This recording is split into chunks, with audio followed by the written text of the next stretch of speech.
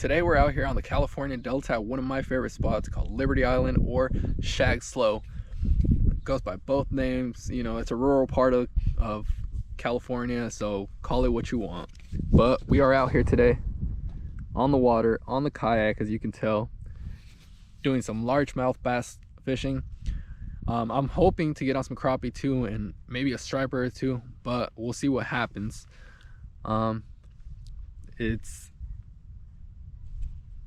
The temperature is about 66 degrees, minimal wind, beautiful day to be out here, gorgeous.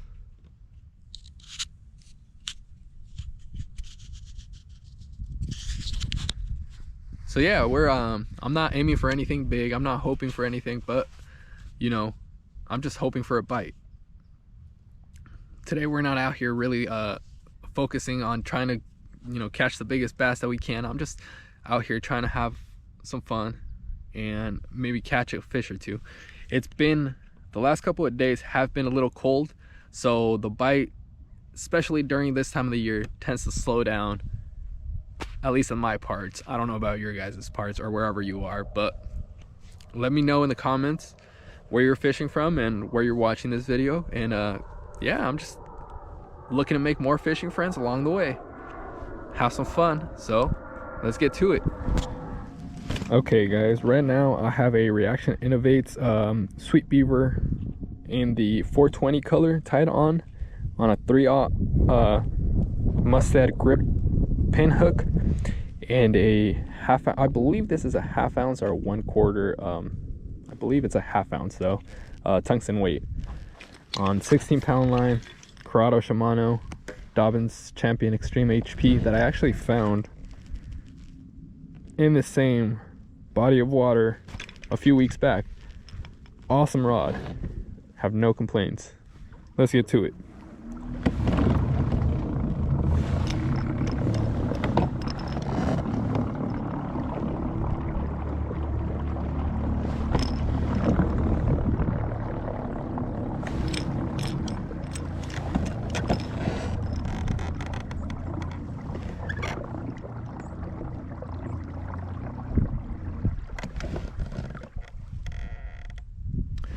So I don't know how well you guys can make it out based on this video, but we're fishing somewhat incoming tide right now. It's about to be at the highest point, so it'll last for maybe 2 or 3 hours. The Delta, if you're not familiar with the California Delta, is a tidal fishery.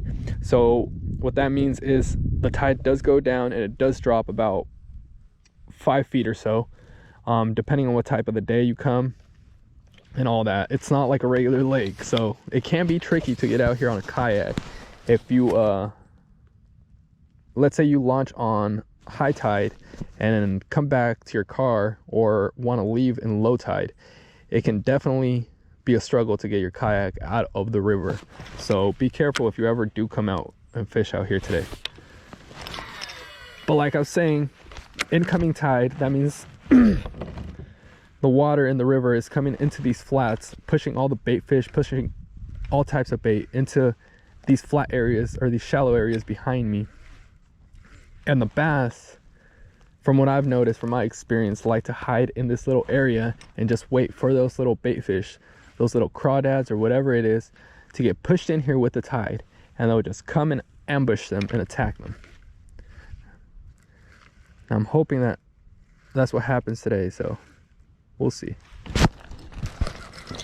And we got one already. This is a nice one too, guys. Oh, this is a nice one, guys. Oh, this is like a three pound chunk. Heck yeah. Oh, look at him run. He's still got some fight in him. Yep. You might want to take up the net. That's a nice fish.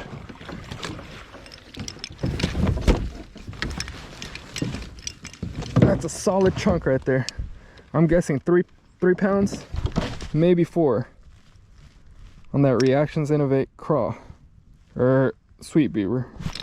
Nice. That's a chunky guy. Chunky mama probably.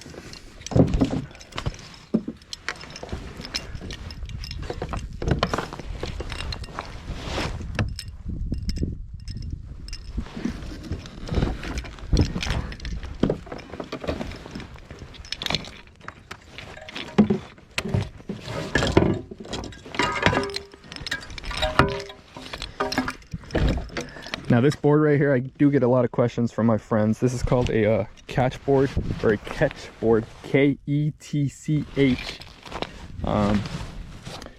Yeah, we use these in kayak fishing a lot, kayak fishing tournaments, to add up the inches. In kayak fishing tournaments, it's mostly based off of inches, total inches racked up throughout the tournament, not pounds like it is in your traditional bass fishing tournaments. So we'll get a picture of this guy. This mama. 16 inches, nice. Can't complain. And gonna wait for you guys. Get him in the water real quick.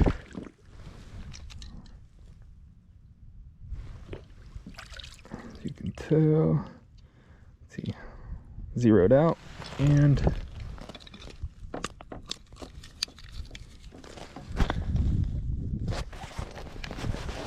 I don't know if you guys can tell, but that is a nice 2.2 pound, 4 ounce bass. Nice. For this time of the year, that's a beautiful fish right there. Go in there. Ooh, beautiful. Let's get back to it.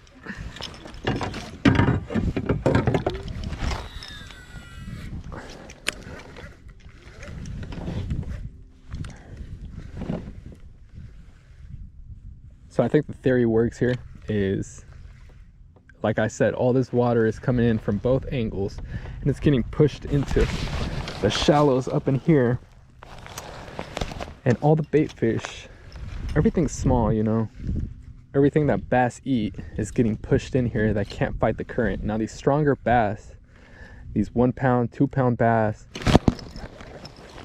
are just, oh, I had another bite, are just sitting here waiting for the right time to ambush these little creatures, and that way they don't use as much energy, especially right now in this cold temperature. You know, fish become lethargic and they just don't want to do anything, so they just sit there in between rocks and wait for a little crawdad or a little minnow or bait fish of some sort to come by. And there's another one, see, and this one's another one, nice one too. Yeah, this is another nice one. Oh, it's a spot.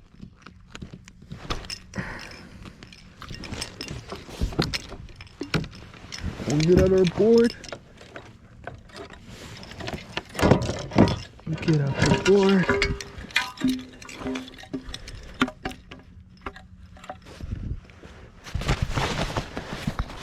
That's another, the last one was 16, I believe. This one is 14 and a half. Nice. We won't even weigh this one because I know it's about 2 pounds or so. So we'll just take a quick picture and let her go back.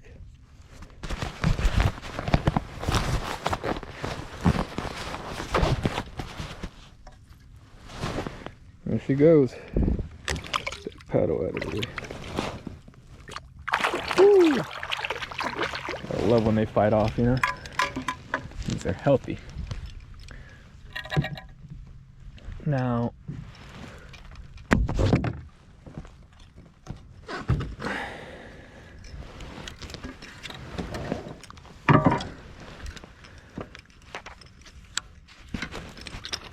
it's the only part that sucks about good baits, you know.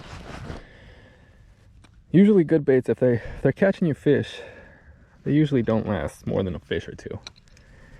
And the really shitty bite, the really bad baits that last forever usually don't catch you a lot of fish.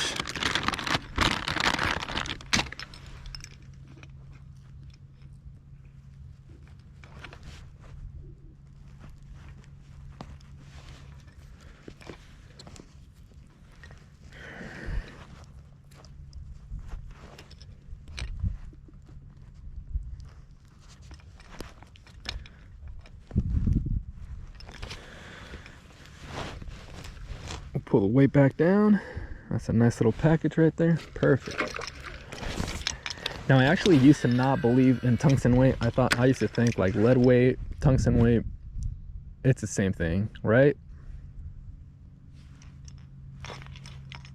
I stand corrected. I switched over all my weights to tungsten weight a couple weeks ago. Have not regretted it. I mean, the price of doing so in the beginning does suck. It is, you know, $8 to $10 for four tungsten weights when you can buy 10 tungsten weights for $2, or 10 lead weights for, you know, $2 or $3. The price does suck, but they're way smaller. They don't get hung up on a lot of things, you know, on weeds or rocks or anything like that, like lead does. And they're way more sensitive. It's hard to explain, but you can feel the difference. At least I can. With a tungsten, I can feel the difference between a rock and an actual bite.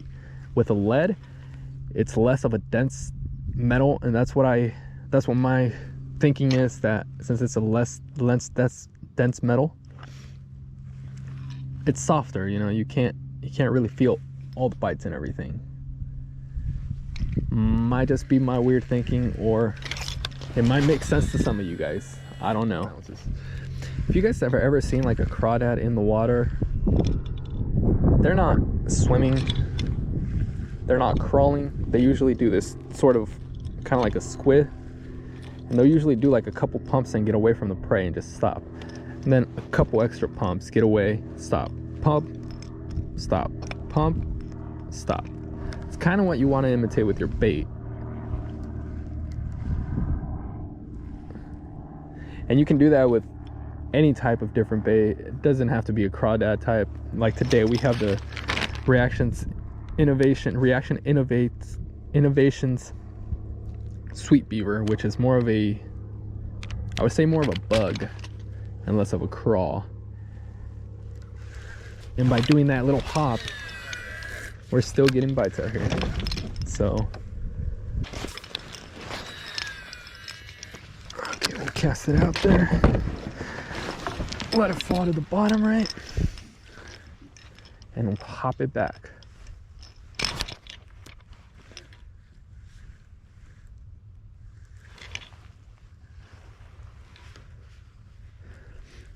And sometimes because these fish are so cold, you know, they don't really thump it, they don't really bite it, they'll just, and you won't even feel it until you're actually put some tension on your line, and you'll feel kind of like a little tug. Sometimes you'll think that that's a rock and you won't set the hook, and before you know it, you've lost the fish. So you got to be really careful, at least during this time of the year. During summer, I come out here and these bass just smack it. You will for sure know that it's a bass smacking it. But during winter, they're just ever so calm.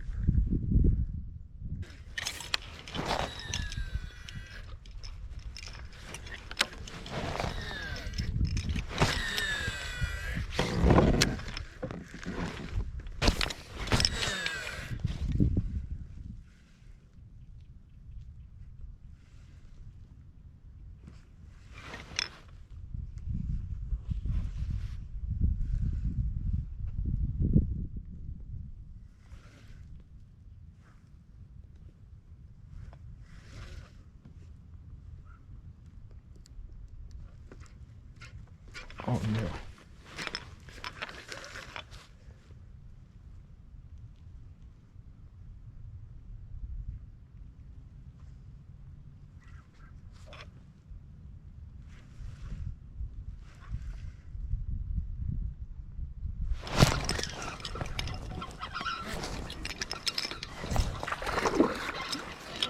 Boy, there's some nice ones in here too. Look at this.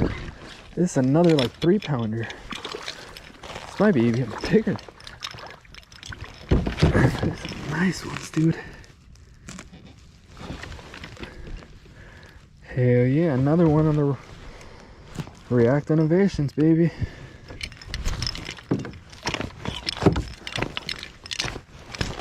Or Reaction Innovations, sorry.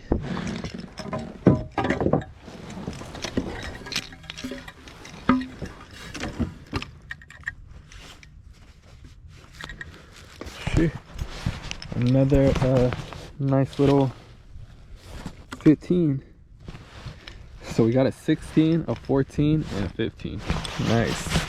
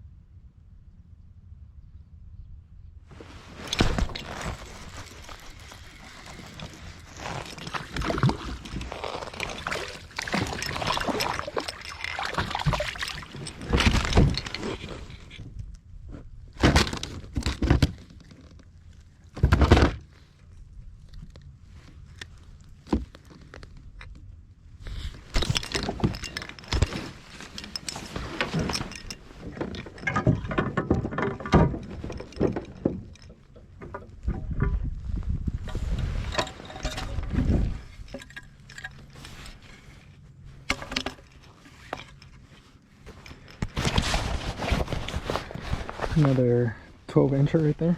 Nice.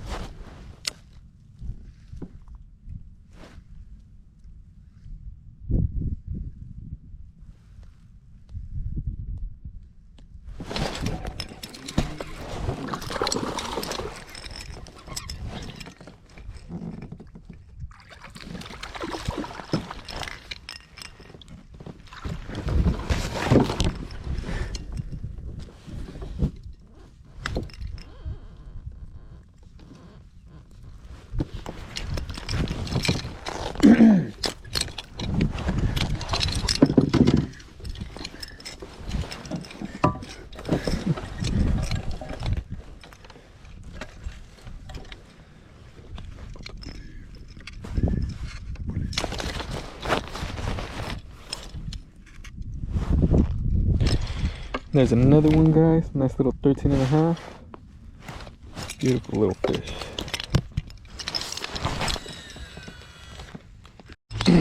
Alright, guys. So I just caught this. I don't know what the fuck it is. I think it's a pike minnow?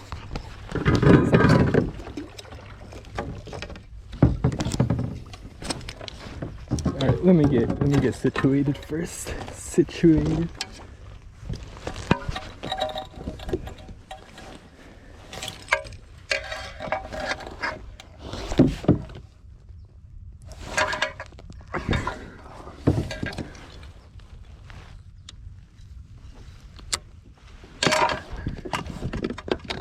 What is this thing?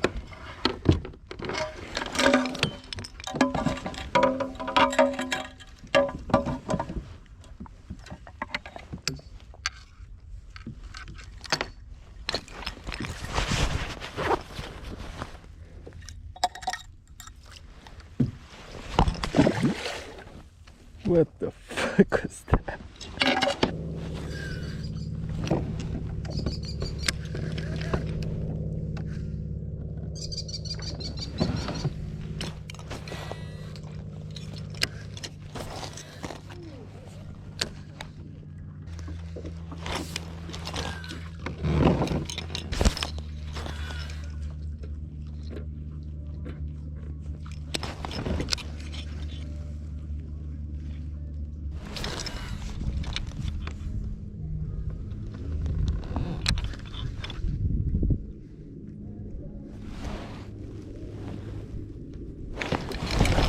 Oh shit.